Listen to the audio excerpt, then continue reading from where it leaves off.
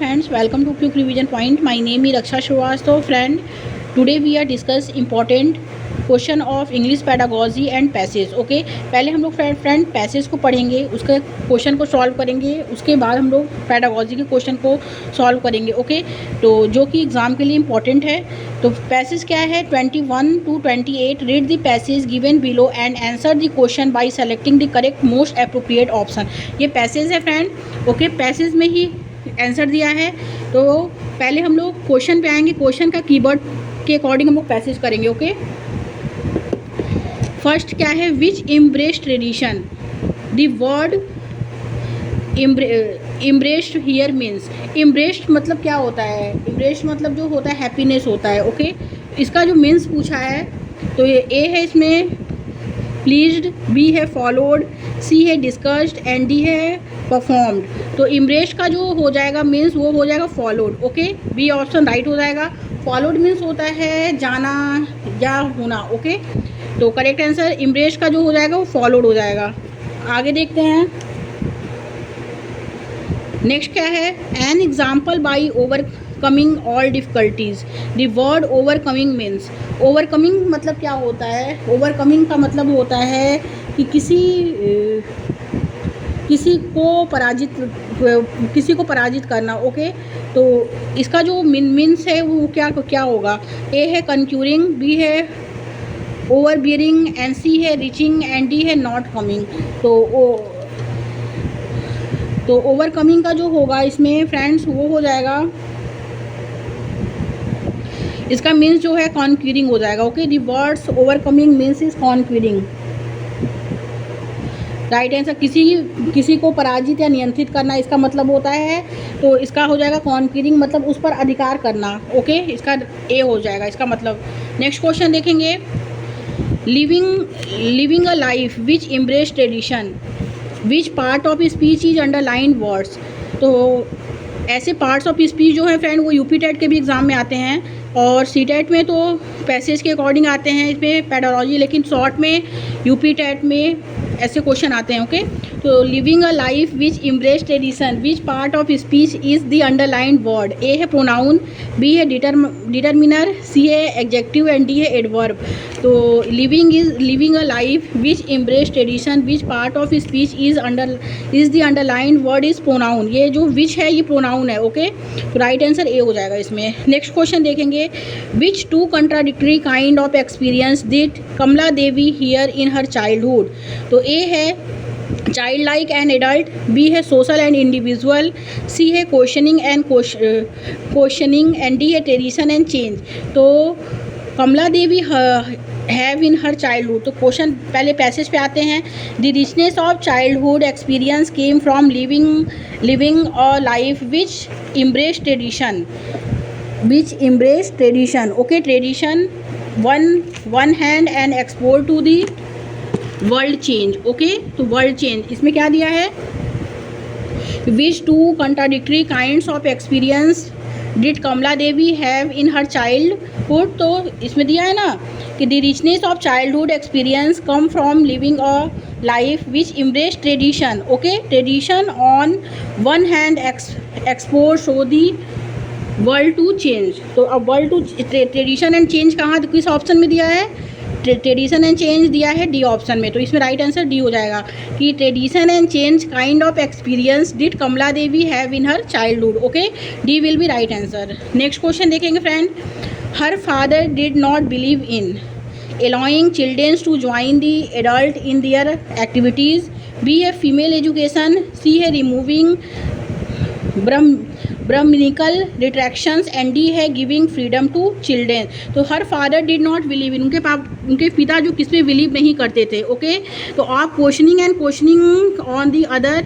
Her father progressive idea his relevant in beginning about change in restrict Brahminical society. Okay, वो जो थे वो Brahminical restrict करते थे ब्राह्मणिकल सोसाइटी को. इसमें दिया है ना, तो इस ऑप्शन में दिया है removing Brahmanical restrictions. Okay, right answer C हो जाएगा इसमें.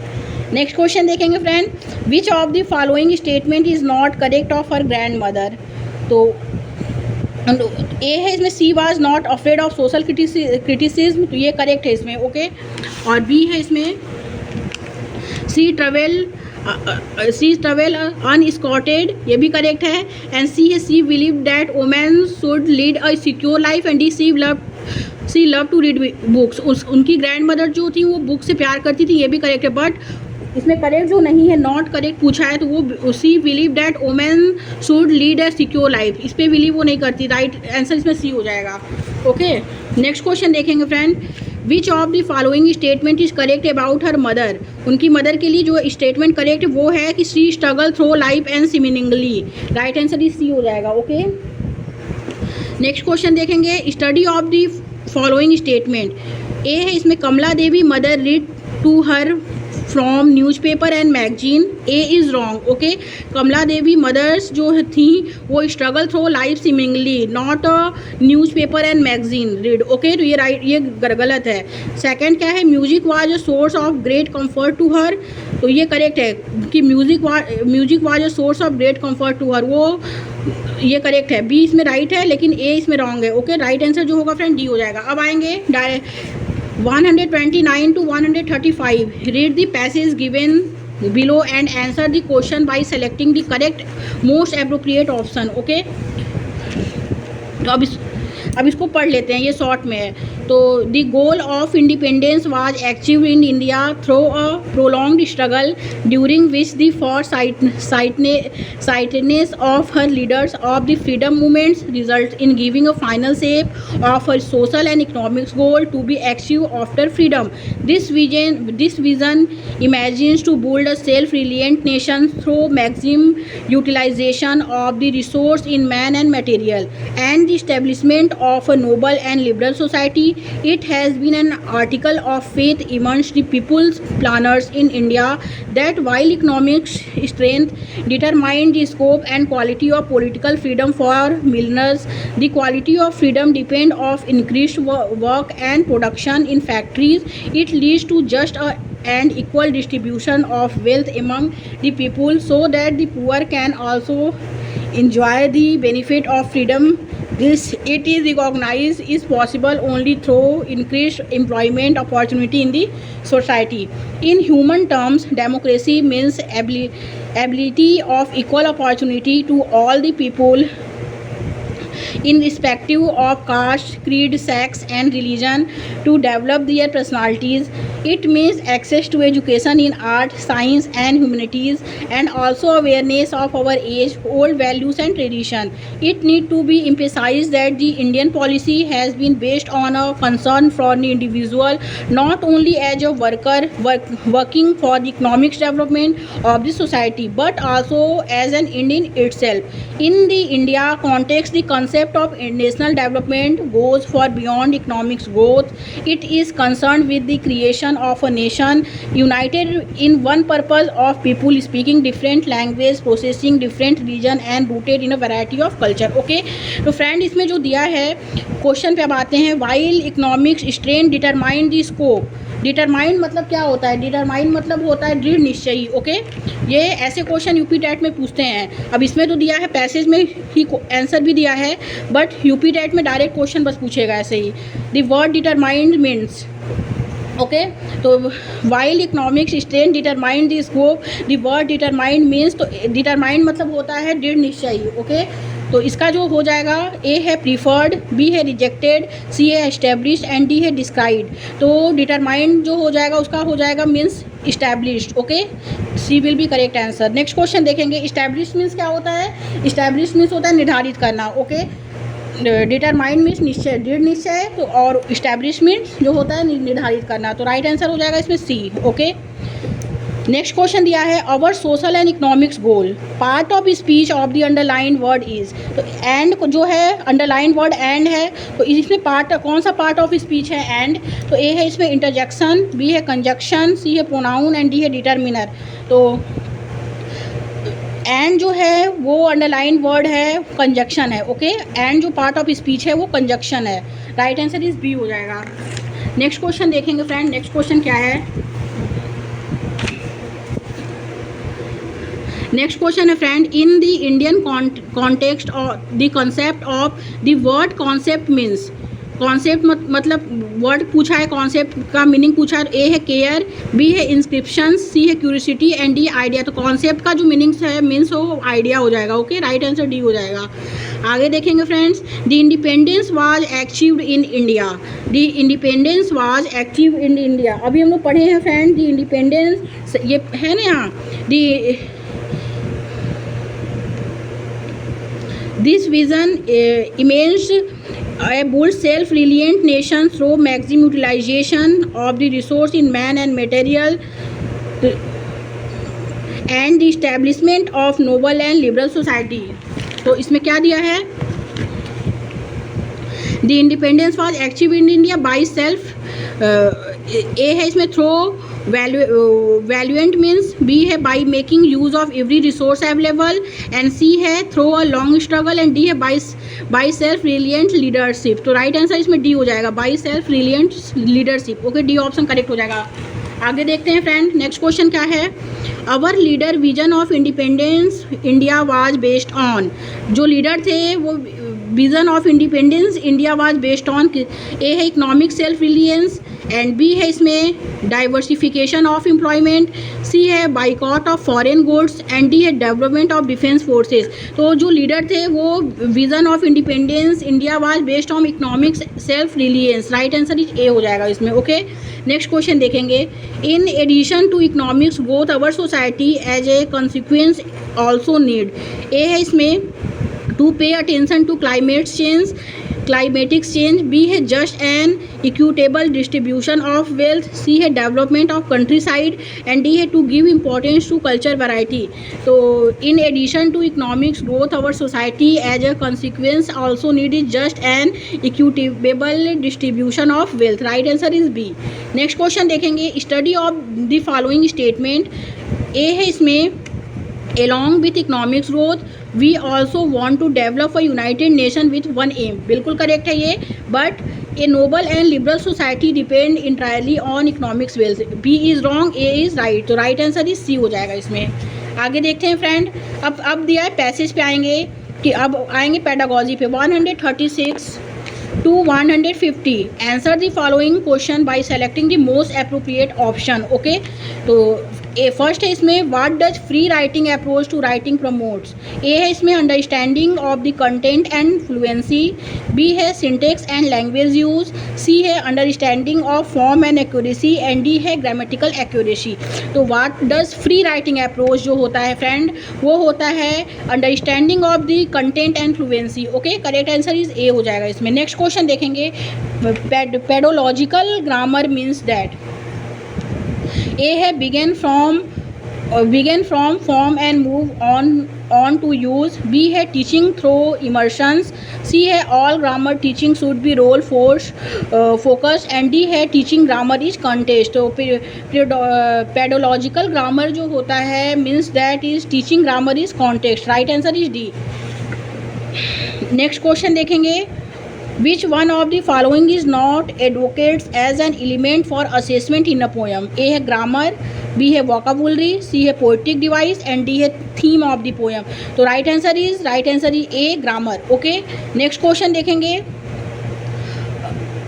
a teacher asked her learner to watch a movie 2 days ago and now she asks them to have a discussion on what would they do if they were the hero heroine of the movie।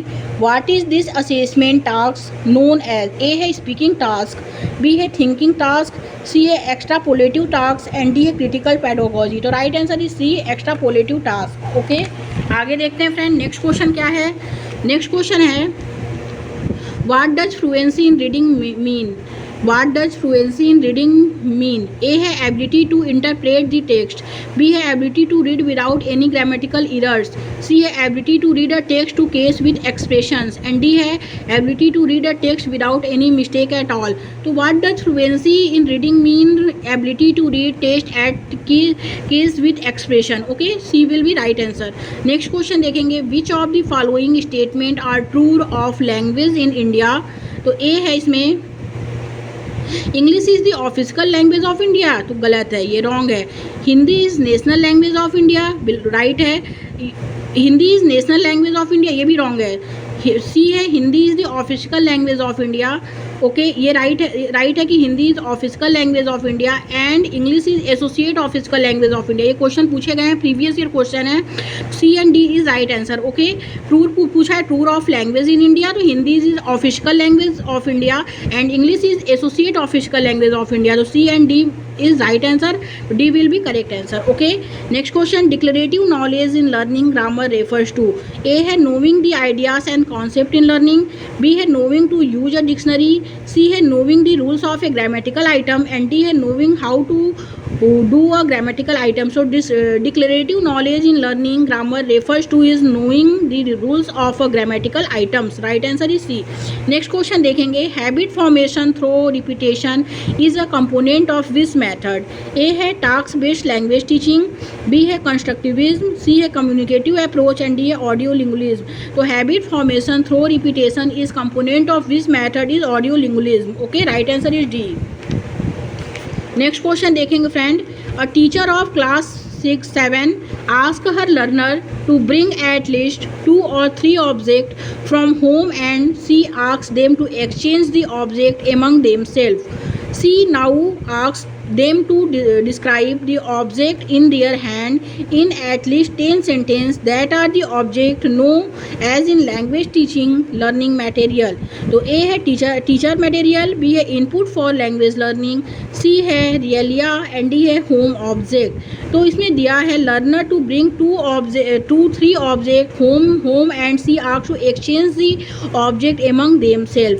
तो exchange the object among themselves is a object known is language teaching learning is realia, right answer is सी।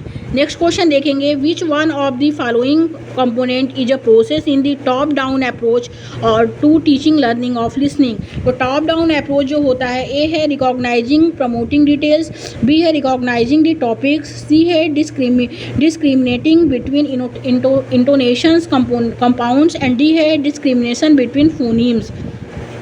तो which one of the component is a process in the top down approach to teaching learning of listening is recognising the topic, okay, right answer is B. Next question देखेंगे friend, a teacher arrange her learner into pairs and give them a test of 2 paragraph. One learner in the pair reads out the test to the other and the partner talks and dictation. Then the process is reversed. What is this known as? A है running dictation, B है composition dictation and C है jigsaw dictation and D है partial dictation. तो right answer ही D हो जाएगा इसमें, partial dictation, okay. Next question देखेंगे, mechanism of language in speaking skills include, A है social and culture rules of using language, B है script words and sentence, D C है pronunciation grammar and vocabulary and D है clarity of message. तो mechanism of language in speaking skills include is pronunciation grammar and vocabulary, right answer is C. Next question देखेंगे friend, Jatin Raghav is reading fast looking for specific information in a machinery manual. What is this reading sub skills known as? A है bottom up reading, B है critical reading, C है skimming and D है scanning। तो जैतिन Raghav is reading fast looking for specific information in machinery manual. What is the reading sub skill known as? Is scanning, D will be right answer। Next question देखेंगे, next question है friend, here are some set of word in some pattern, find what are these known as in teaching learning of pronunciation? Beats, bait, did, dates, hid, head, leads, led, miss, maze, pin, pen, lock, luck। A है vowel, B है stress and intonation, C है constructive pairs and D है comparable pairs. तो right answer is C, constructive pairs, okay. Next and last question देखेंगे, words which one recognise when one hears और see them are. A है explicit vocabulary, B है implicit vocabulary, C है productive vocabulary and D है respective vocabulary. तो word which one recognise when one hears और sees them are respective vocabulary, right answer is D, okay. Thank you friends.